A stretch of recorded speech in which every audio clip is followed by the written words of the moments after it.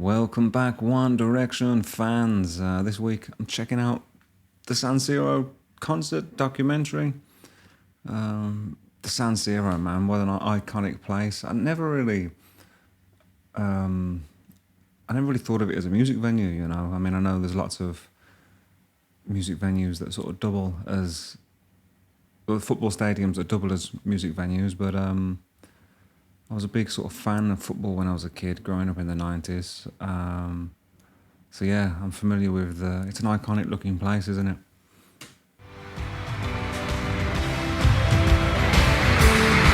Amazing, it's still standing, really.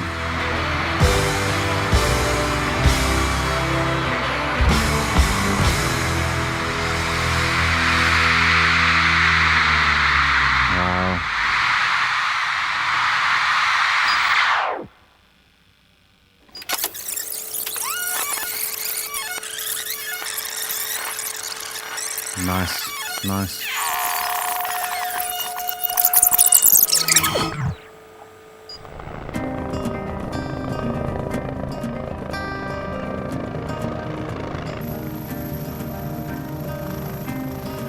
How's it going? Alright, Cardington, I've been there.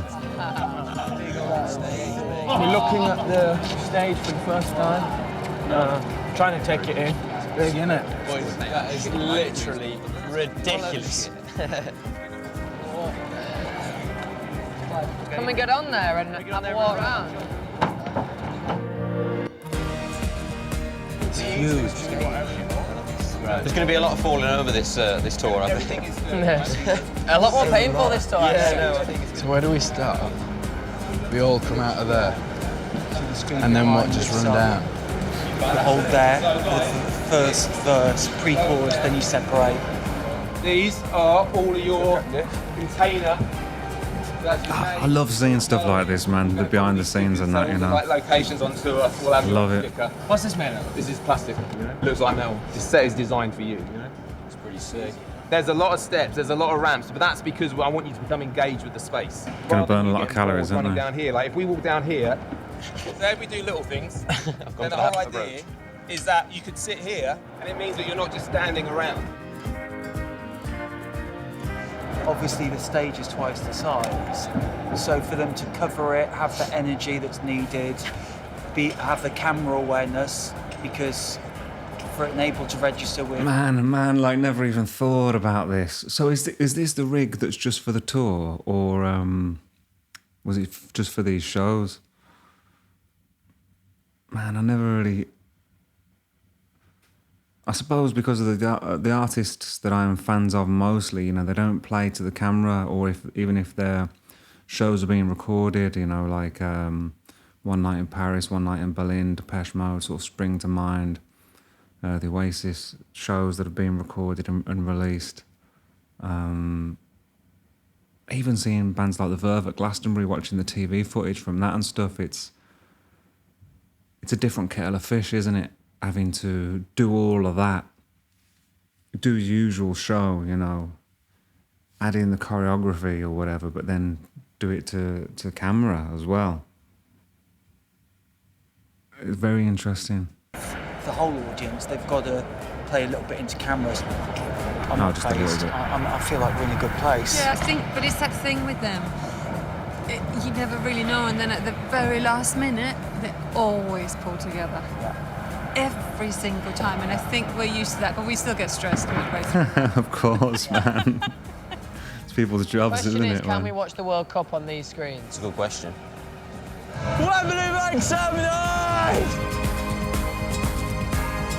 Did they do some shows at Wembley? I've got a feeling there were some big ones there, right?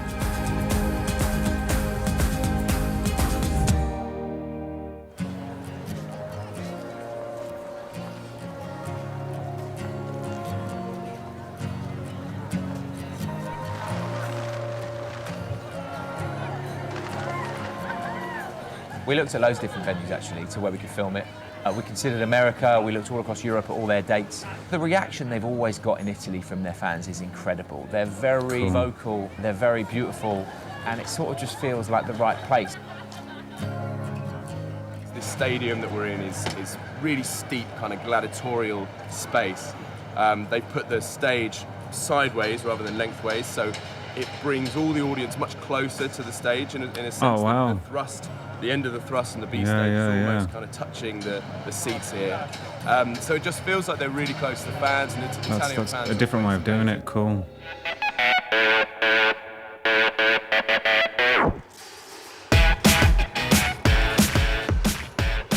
The work that goes into building these stages and putting on these tours is incredible, isn't it? Work out where all the cameras go in this enormous stadium to make sure we can see the boys and to be in the right place at the right time. Wow, it's very cool. I've worked with a real broad bunch of artists, from Adele to the Stones to Coldplay to the Prodigy. I first worked with the band during their last movie, This Is Us. To be working with a mighty One Direction is a real buzz. Camera-wise, we're shooting 2 nights. So first night we've got 22 cameras. Second night we've got 12. It's really important that in between the songs we get there messing about as well, and you know, they kind of lark about, they play gags on each other, and that's really good.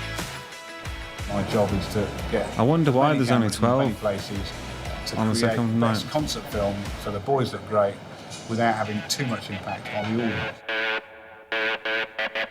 The tricky bit is when they're out on tour, it's all about the audience. It's a show for the people who come and pay for it. When we're filming it, we're trying to make the film as good as we can. It's a real game of chess to make sure that you don't ruin the show for the audience, but equally. That's funny. They've got face not masks shooting up the boys' noses. and the names on them. You saw which direction that fired in, 10. When we do that tonight, if you Which can direction? be in a position One where it direction. comes What towards direction? the lens.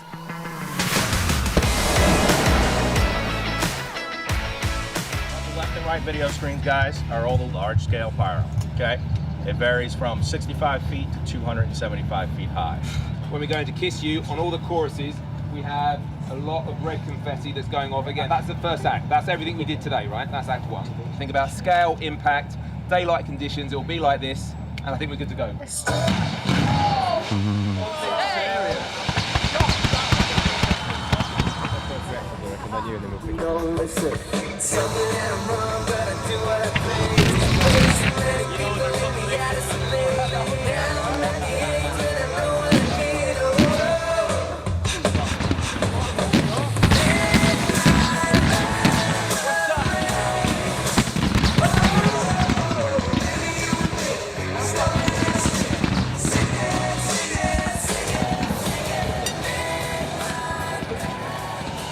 Fellas, can you put your name signs on? We'll run it a couple of times for cameras.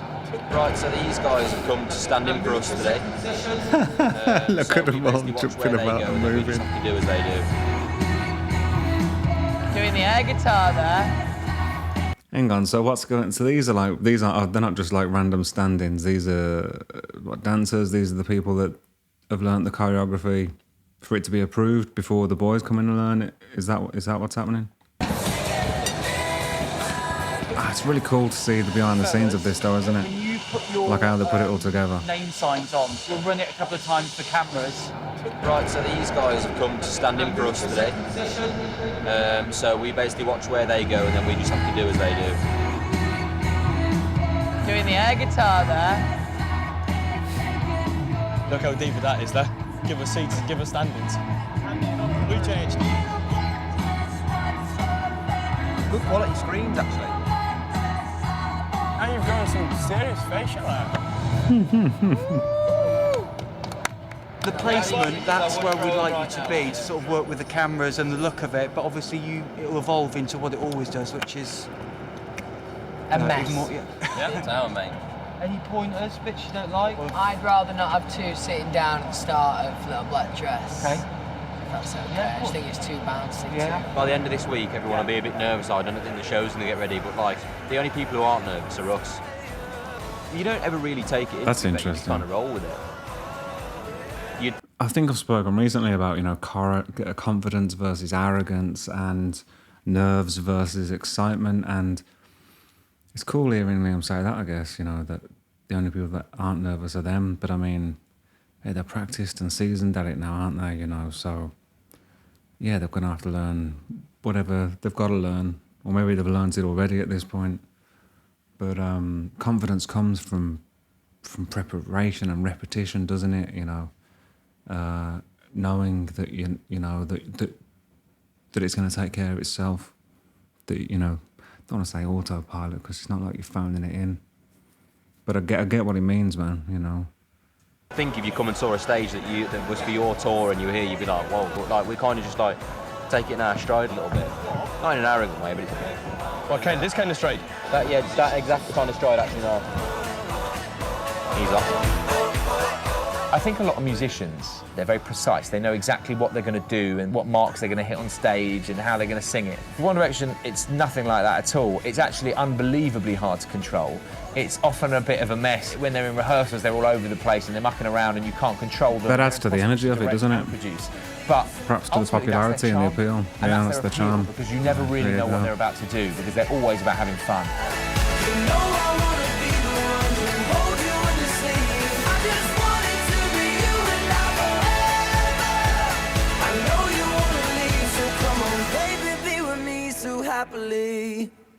Come showtime, I think we're going to be ready. I don't think you've been good enough today, Paul. And that's the God's honest truth. That's You've let everybody else do the work for you. Obviously got complacent, which is great. And you've taken the bacon.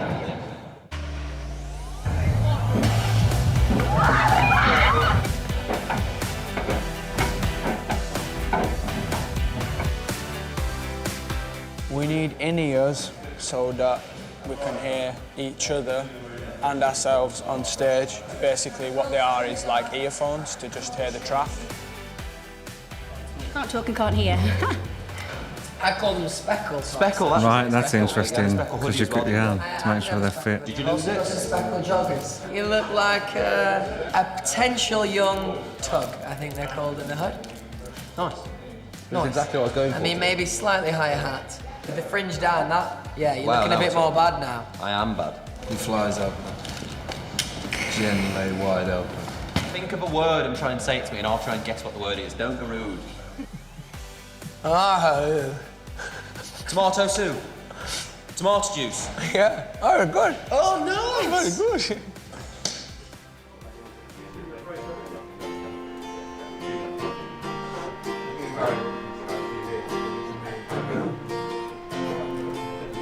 So I know. Well, a few of them play. Well, all of them play instruments, right? So I'm wondering, like, when they all auditioned for X Factor,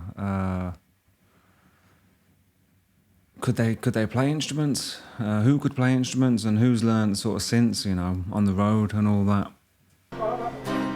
So I didn't start till I was like 15. It's pretty late, really, isn't it? I think we got them down yesterday. If I do speak for myself, I think we did a sick job. What would you say? I'd say we did incredible. Yeah. I'd say we really outdid ourselves yesterday, to be honest. Niall's taking meetings out with the Queen, and he's got bigger fish to fry, to be honest. Sir to you. I'm calling Niall. Sir Niall. Yeah, Sir Niall. A letter came through the door asking me would I like to attend a reception hosted by the Queen and the Duke of Edinburgh at Buckingham Palace. It was like for Irish people who contribute to society in the UK, and you weren't allowed to have your phone in there when they took pictures. It was amazing to be there. Like, she's really nice and she was congratulating us on what we've done and stuff like that. How was the Queen? Come on, let's hear a bit of gossip. I started talking to her like when we were there. Yeah, and then I got a sword on the shoulder and you have to call me sir. Now you sir. I'm gonna do this just cause I wanted to, and I'm gonna do that, and then just cause he's gonna do it to me anyway. That's a bit. Then I'm just gonna go to you. Oh no. What? And I'm definitely the worst off for that. Where's my microphone? 1, 2, 1.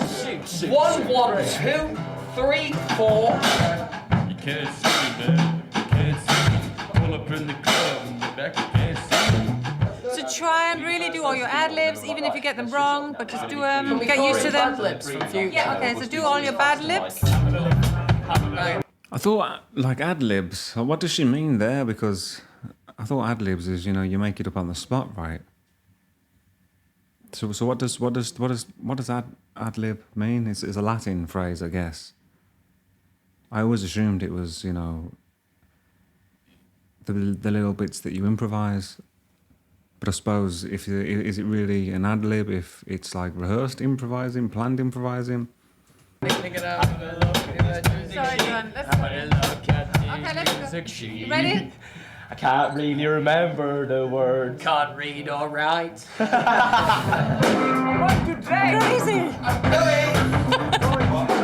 But then the minute you start, they don't let you down. Okay. You'll see.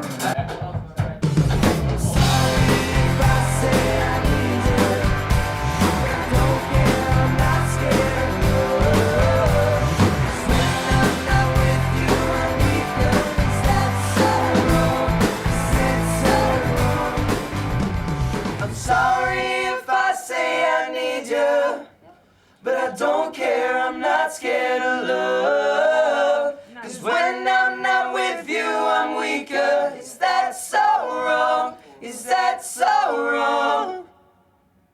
It's interesting, isn't it? Like, having 5 guys, I suppose, harmonise. Like, I know I mentioned, I mean, some of the harmonies I've heard so far, yeah, are nice, some I'm not that impressed with, not because they're out of tune or anything, you know, but just thinking about it then, like, maybe it is that 5 voices is too many, or too many for me. Maybe that it feels like, you know, there's the Holy Trinity of maybe 3 voices. Because I'm thinking that, you know, that's kind of, well, the Bee Gees, they spring to mind, the Beatles. Oftentimes, I guess the sort of stuff I'm used to listening to is usually 2 harmonies, really, a lead singer and perhaps one guy doing the backing. However, I guess, you know, when you've sort of got maybe some gospel singers backing you, or some females backing guys, or vice versa, maybe that's more voices, isn't it? So is there a sweet spot? I suppose I don't know enough about the, you know, the technical names for it, or the theory as to, you know, what is the amount of people? When does it become a choir? You know, what's the definition of a choir? And I guess you can have different sections. Is a choir, you know, in a choir, I guess a lot of them will be doing the same thing, singing the same thing. Does anybody know if these guys will be singing the same thing? I guess some of them probably must be, you know, just for extra gravitas or something. Am I just thinking too deep about this? It's like, come on, you know. Stop reading too much into it. Just enjoy it. Just enjoy it. How does it make you feel? Yeah, well, Fleetwood Mac, though, you know, I suppose there was 4 of them, wasn't there, harmonising? Maybe even 5. But I suppose that was maybe, it's different because it's a couple of guys, a couple of girls. I don't know. I'm waiting to be blown away by some of the harmonies, you know. Cooking in it. So today is the first fitting for the World Tour, One Direction Stadium Tour. Exciting. Oh, right, cool. It was a tour then. Nice. Where was the thought behind this here, ladies? I'm not being funny, but I've decided that we'll have a shopping rail as opposed to a styling rail. So we've got every kind of t-shirt, vest, shorts, jeans. We just want to make sure that we've got enough stuff for all of them. Can we not do where we cut some jeans and roll them up? Because my mate did that for me. We're not doing anything that's colour coordinated or anything that's suited and booted. I think the boys just want to be free to sort of run up and down on the stage and just be cool. Yeah. Understandable. Yes. Hello, Baba. Comfort, I mean, it's interesting that I suppose they're like this at this age, you know, they're thinking style, but they're thinking comfort as well. Maybe that's because they've been touring a little bit. Because most of the bands I was in, I suppose, or the way I used to dress when I was their age, man, well, their age here in this, it was, yeah, comfort went out the window, man, you know. If it looked good, you would wear it, you know. 2-inch heels, pointy boots, you know, jeans that look like they'd been sprayed on, you know.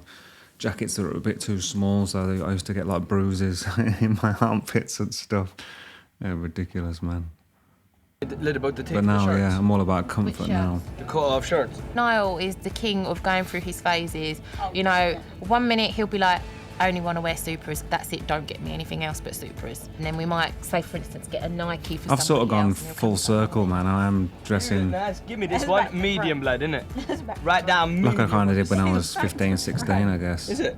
Maybe a little bit more mature, you know. That is enough.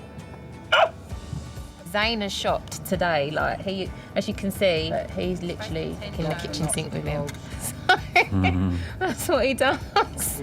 Got to be prepared for these things, man. Anything can Clothes express how you So feel, busy, don't they? like, You know, they are going to a important. country or on a plane or interviews and stuff like that. See, my last boy. So we always have to make sure that we've got it all in there. Hello, my I mean, after saying the thing about the spray-ons, I also went through a phase, you know, of having bell-bottoms. I've still got a pair that I refuse to let go of. Most of my, you know, my clothes and possessions I've let go over the years, just because I don't want to be possessed by, you know, just having too much stuff that's unnecessary. But I do have a pair of Levi's bell-bottoms, man, and they're like power trousers, man. I just feel powerful when I wear them. Although I don't know if I'd wear them out the house anymore, you know. More of a 501 kind of guy these days. darling. Hollywood, eh? Oh, shut up! Wait, there's nothing Hollywood about me. You know that, love. I still live in South London. Hello, my gorgeous.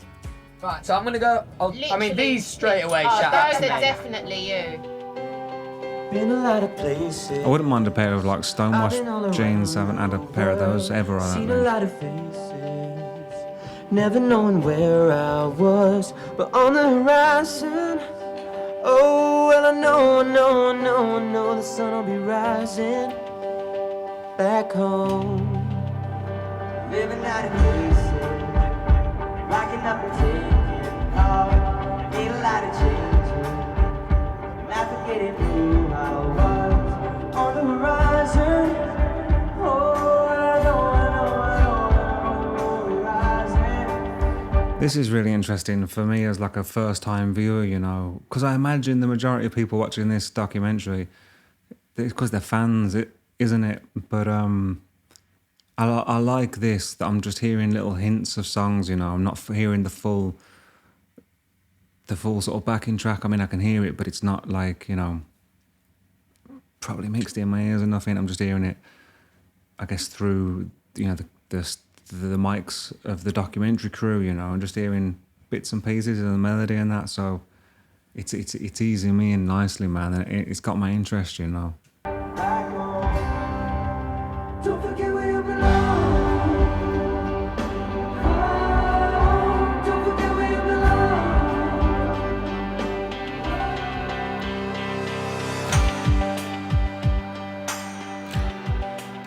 We're going to wait all day, all night, and tomorrow we're going to do the same. We know it will be a special concert. It will be amazing because they make us smile, cry. They are special, so this concert will be special. Oh yeah, he has to show you You're married. T-shirt. So, cool. I'm a great fan of 1D. For 1D, one night here. Oh yeah. I am very, very happy because my doctor is happy and my heart is lost. Good on him, man. Nice. So why are they queuing then? Or why are they there? He said they're going to be there. They're not coming for tickets, are they? Must have already got tickets. What, they're just hanging around just in case they spot them, or just because it's like almost like a pilgrimage or something? I might have mentioned before, the only time I queued through the night for Black Sabbath tickets, probably about 12 years ago. They played the Birmingham Academy, which only held like, I don't know, it held 3,000 people or something. But yeah, that was awesome. Some more fans are coming. We've been queuing for more than a day, and now they are helping us out. We're going to do something for a special connection. One Direction. Every gig now around the world, the fans sort of have like a plan of something they're going to do to sort of pay tribute to the boys, or sort of show them how much they love them. You know, whether that's sort of holding up flags or balloons during a certain song, and it's always like a surprise for the boys. In this show, I think we've had fans in the San Siro for the last like 3 days setting something quite spectacular up. It's sort of called fan action, and when they hear a certain song, they're all going to do something. That's interesting. I Like, think it'll be an amazing moment for the who boys. organises that? You know, how does the democracy of that work? That's fascinating. So take only the red plastic. You start here, and we finish there. It's my first time seeing the boys after being a fan for 3.5 years, so I'm kind of excited. We've been here all day trying to build a surprise for the boys, because of course this is an important show since it's going to be in a DVD. So we're trying to make something original and memorable. The San Siro Stadium would be an explosion of colors. We kind of choose to come here because it's such a big thing, and we try to support them as much as we can. We want to express our love for our love. It's really a great idea to put the stage there. I don't know why other artists don't do it. You know, usually they have it on the short side. He's sleeping.